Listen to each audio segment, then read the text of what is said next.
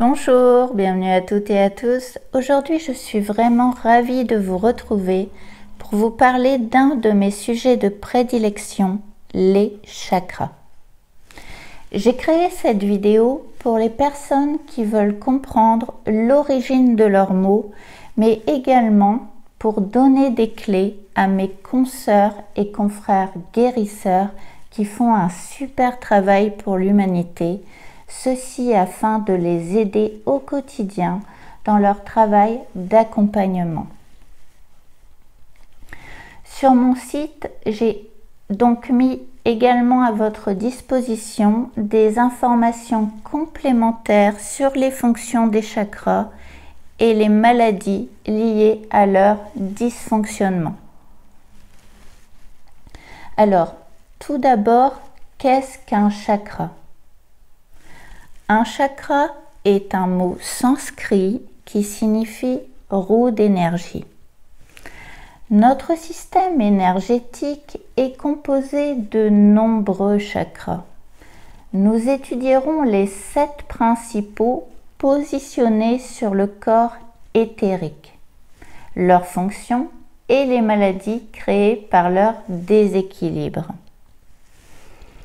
Ce corps éthérique est un des corps énergétiques qui forment notre aura, laquelle agit un peu comme notre couche d'ozone protectrice pour notre corps physique.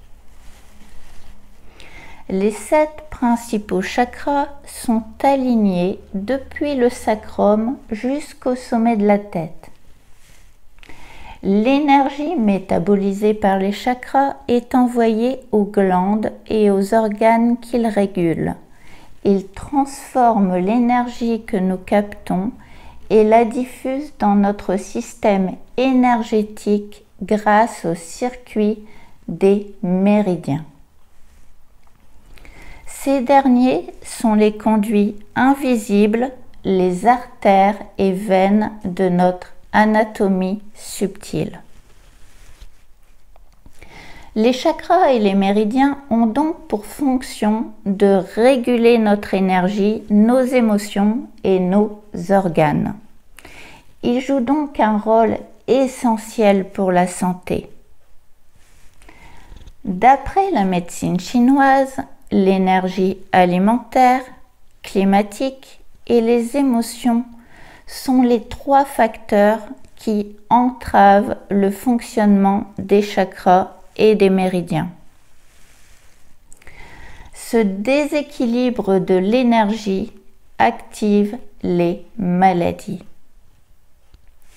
En fonction des symptômes physiques et des maladies attrapées, aujourd'hui, nous pouvons déterminer quel chakra fonctionne mal et nécessite un travail d'équilibrage. Le premier chakra, racine, situé à la hauteur du coccyx, gouverne le savoir inné de notre survie. Il régule le sang, la peau, les os, les articulations et le système immunitaire. Il gère le sentiment de sécurité et la capacité de subvenir à nos besoins fondamentaux. Son dysfonctionnement crée un état mental négatif et dépressif. La santé de ce chakra dépend donc de notre sentiment de sécurité et de soutien dans le monde. Si vous n'avez pas le soutien nécessaire à votre épanouissement, cette insécurité se traduira dans votre sang, votre système immunitaire, les os, les articulations et votre peau. Au niveau du sang, un sentiment d'impuissance ou de désespoir pourra causer des maladies telles que l'anémie, des saignements, ou encore une leucémie. Si vous vous sentez accablé, si des responsabilités familiales vous pèsent tellement que vous négligez vos propres besoins, vous aurez des problèmes osseux. Vous pouvez contracter de l'ostéoporose, des douleurs dorsales, une hernie discale ou des problèmes articulaires. La peur du changement, le rejet de soi-même et les difficultés à poser des limites aux autres provoqueront des problèmes de peau, eczéma, psoriasis, urticaire ou encore de l'acné. Enfin, la tristesse, la dépression, le sentiment d'abandon et l'isolement familial provoqueront des troubles du système immunitaire, allergies, mononucléose ou encore des troubles immunitaires plus graves comme un lupus ou le VIH.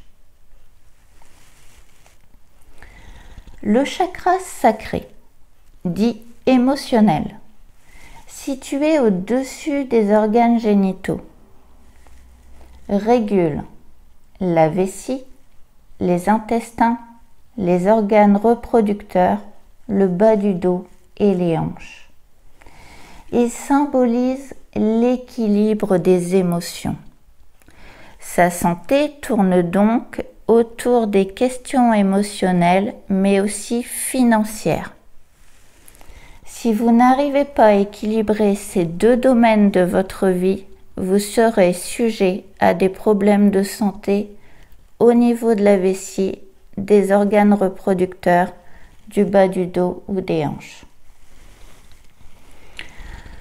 Son déséquilibre favorise les émotions négatives et les troubles sexuels, donc vous pouvez devenir hypersensible, angoissé, frigide ou à l'inverse, devenir un obsédé sexuel.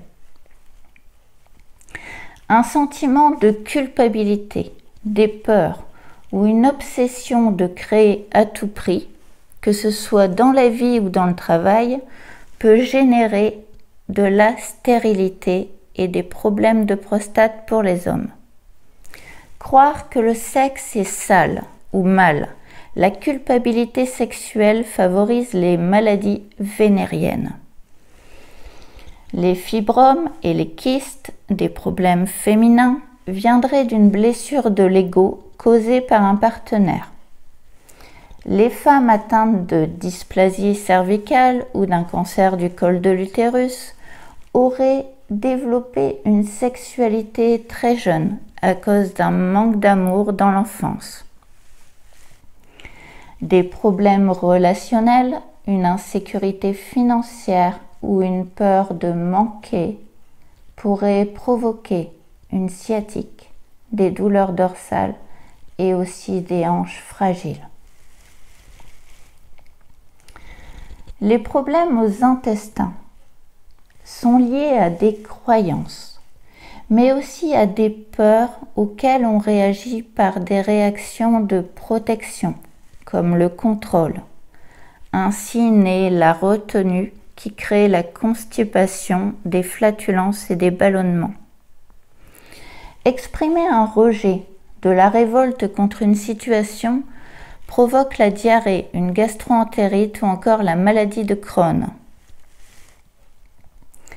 Un problème à l'intestin grêle sera lié davantage à une situation difficile à vivre ou à une situation de privation. Le gros intestin sera lié à une situation du passé blessante. Le cancer du côlon affecte les personnes ayant vécu de fortes émotions négatives dans leur entourage.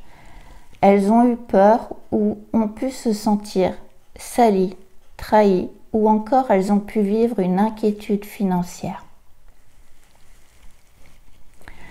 Les infections de l'appareil urinaire sont liées à la colère et à la culpabilité sexuelle contre le sexe opposé. Celle-ci crée la vaginite, plus connue sous le nom de mycose vaginale, ou encore une cystite ou une infection rénale plus grave. L'incontinence urinaire serait liée davantage à une longue retenue émotionnelle. Voyons maintenant le chakra du plexus solaire. C'est le siège de la volonté et du pouvoir. Il transforme les émotions en idées et favorise l'action. Les individus qui ont des problèmes de santé au niveau du plexus appartiennent à 4 catégories.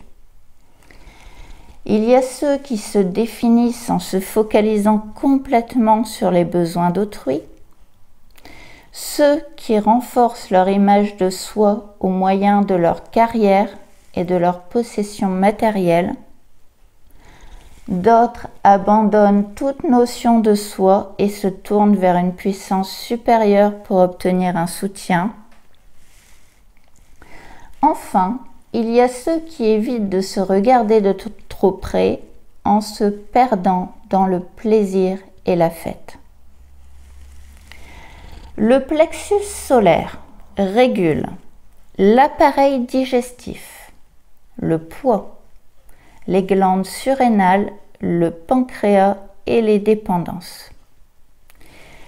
Les maladies qui apparaissent dans ce chakra traduisent un manque d'estime de soi et une incapacité à équilibrer les besoins intérieurs et les responsabilités extérieures.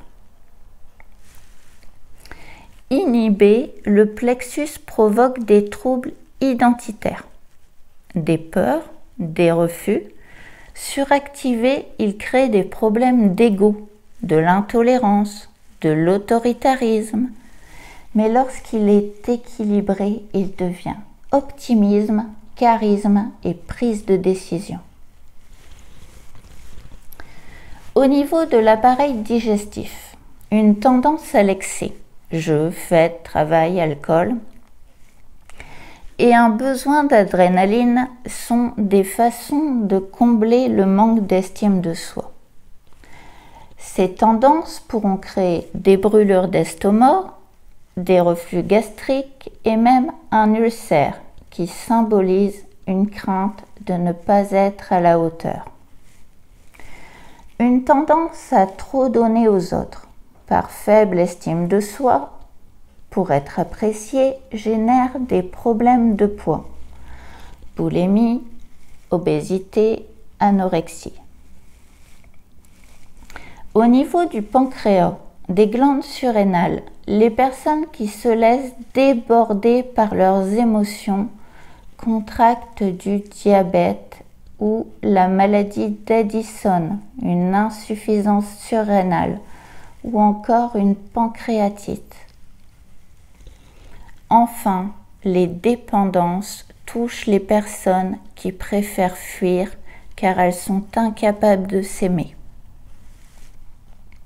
L'alcool, par exemple, est une drogue anxiolytique souvent utilisée pour devenir insensible et éviter de se confronter à sa véritable identité. La nicotine est un moyen nocif pour faire face à la colère, à l'impatience et à l'irritabilité. Le chakra du cœur, situé au centre de notre poitrine, est le temple de l'amour universel. Son rôle est d'équilibrer les belles émotions.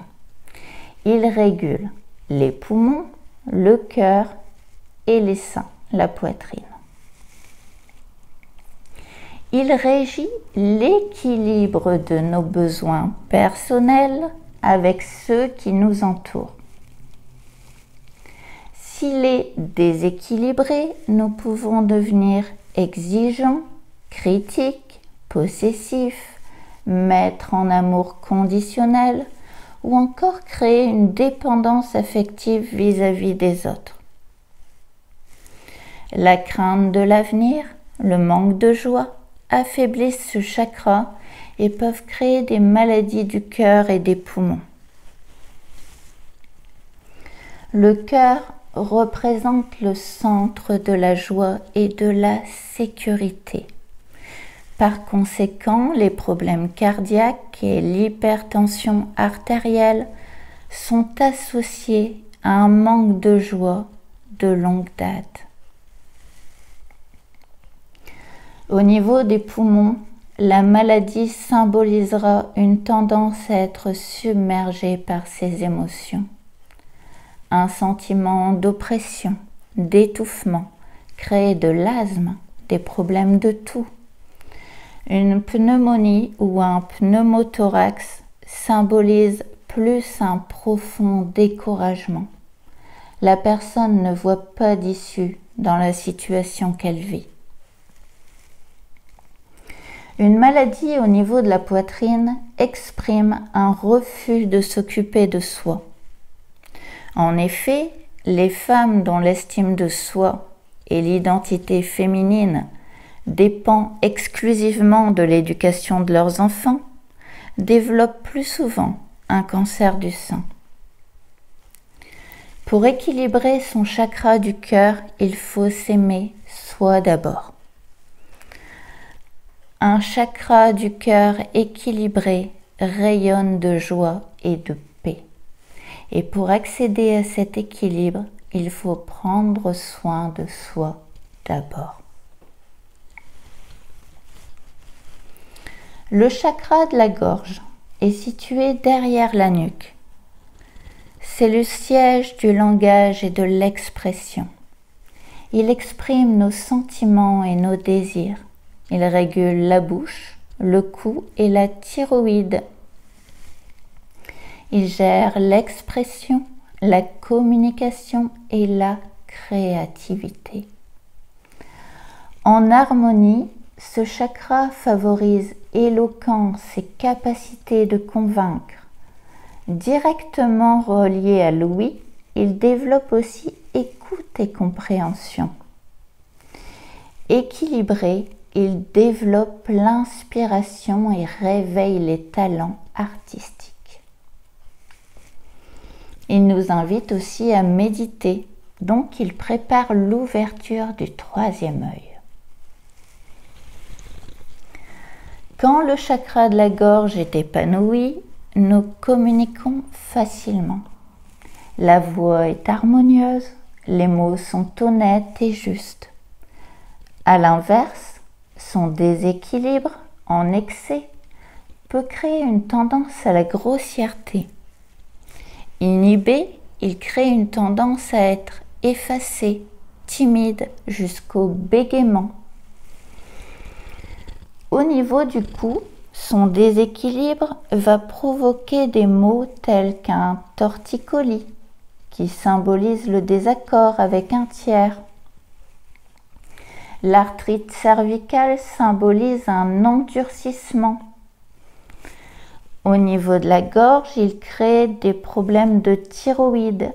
L'hyperthyroïdie atteint la personne qui en fait trop pour prouver sa valeur et qui est en colère.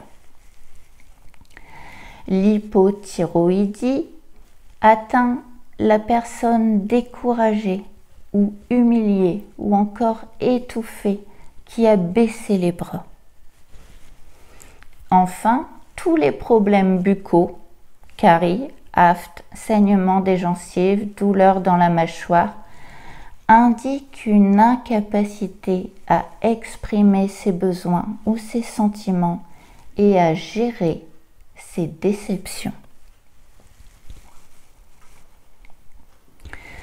Le chakra du troisième œil, situé au centre du front, est associé à tous les sens. Il régule le cerveau, les yeux et les oreilles. Son équilibre est nécessaire pour vivre en harmonie dans le monde matériel et spirituel. Il équilibre la foi et la logique. L'esprit est libre et ouvert, capable d'appréhender d'autres formes d'apprentissage pour créer des expériences en accord avec le désir de l'âme.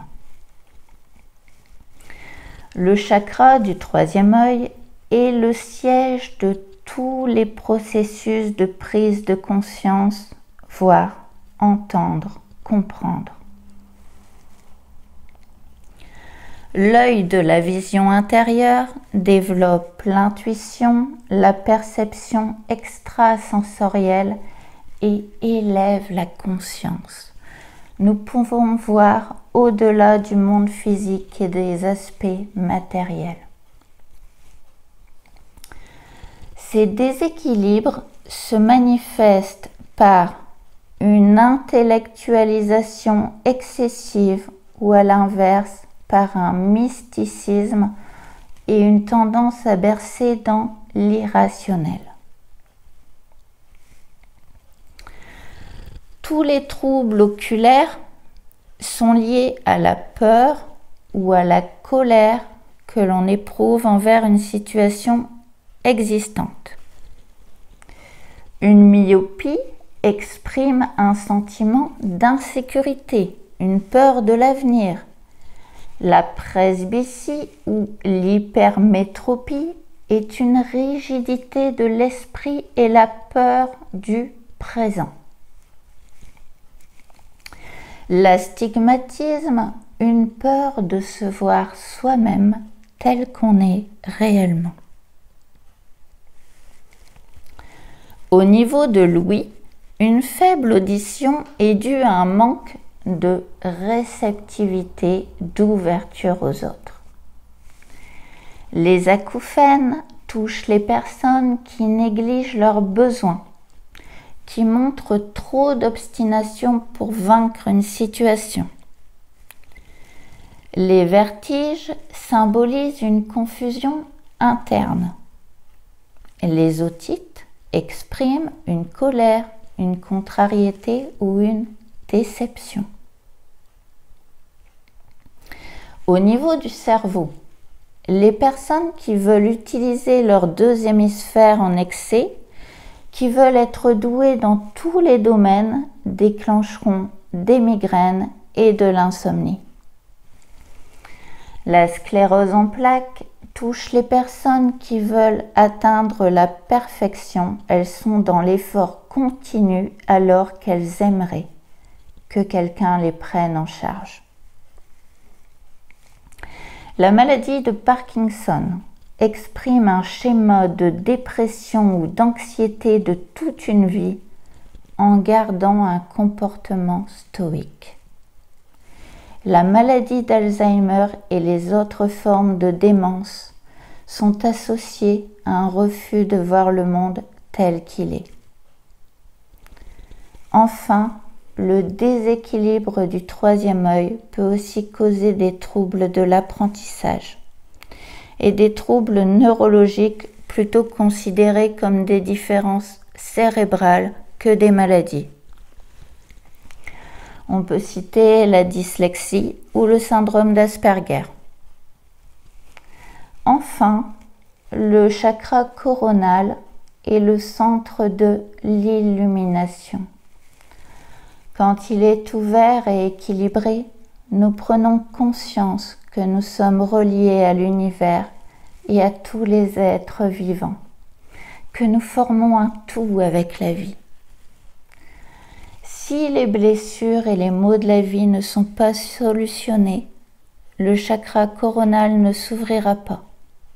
Au contraire, il sera affecté par le déséquilibre des autres chakras et des maladies potentiellement mortelles peuvent nous atteindre.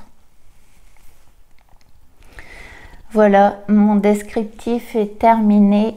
Je voudrais remercier les enseignements de Louise et un auteur merveilleux qui m'a beaucoup apporté dans mon travail de guérisseuse, notamment avec son ouvrage Tout va bien, qui explique très bien les liens entre chakras, émotions et les maladies à travers des cas réels.